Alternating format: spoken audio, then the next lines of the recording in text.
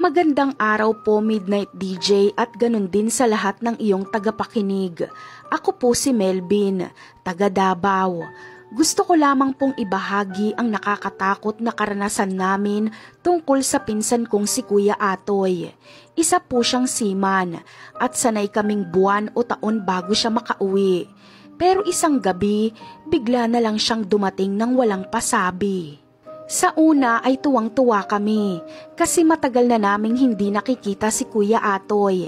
Tahimik lang siya pagdating niya at halos hindi mo mababaka sa mukha niya ang excitement ng pagka-uwi niya. Naghanap agad siya ng pagkain ng mga oras na yon at saka kumain at hindi halos sumasagot sa mga tanong namin. Ang sabi niya lang ay gusto niyang magpahinga dahil pagod na siya. Kinabukasan, napansin namin na hindi siya lumalabas ng kwarto.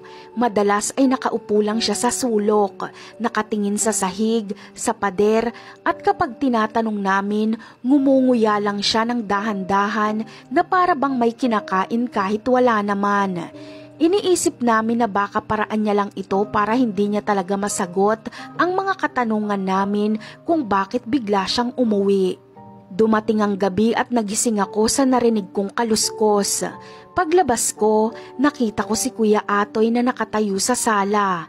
Nakangiti siya habang nakatitig sa madilim na bintana at may mababang boses na bumubulong ng mga salitang hindi ko maintindihan. Kinabukasan ay mas lalo siyang nagbago. Ang balat niya ay pumutla. Ang mga mata niya ay lumalaki na parang laging puyat.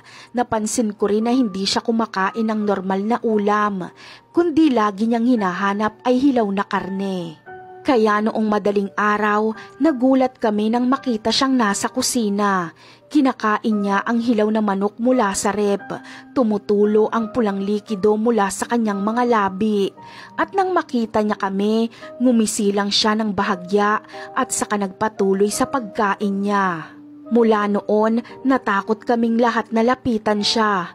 Tuwing gabi, naririnig namin ang yabag niya sa sahig. Minsan ay may kalabog sa bubong at minsan naman ay parang may umaatungal sa likod ng bahay.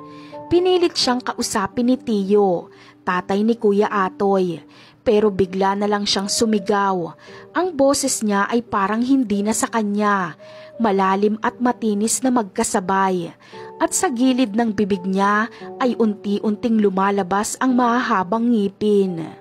Mabilis siyang tumakbo palabas ng bahay at nawala sa dilim.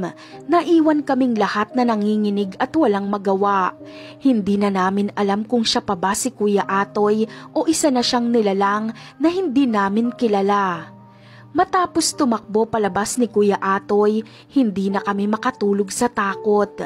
Ang buong bahay ay tahimik pero ramdam naming lahat ang bigat ng hangin.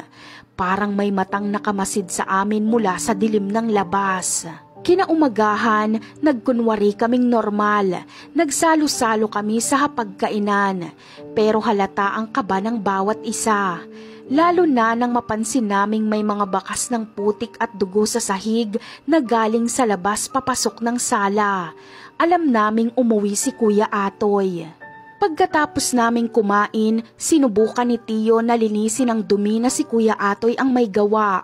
Pero habang pinupunasan niya ang sahig, bigla niyang nakita ang isang piraso ng matulis na kuko na naiwan, para bang natuklap mula sa kamay ni Kuya Atoy. Maghapon naming hinintay na lumabas si Kuya Atoy ng kwarto niya, ngunit hindi talaga siya lumabas. Ilang beses na rin siyang kinatok ni Tiyo at Tiya, pero para siyang bingi na tila hindi naririnig ang mga katok na yon, hanggang sa sumapit ang hapon at magdidilim na ang paligid. Bumigat ang ulap at lumakas ang hangin.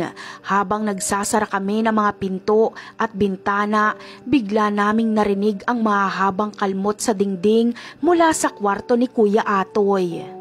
Agad kaming nagtipon-tipon sa iisang kwarto. Niyakap ako ni Tiya habang nanginginig. Sabi ni Tiyo, wala daw lalabas kahit anong mangyari.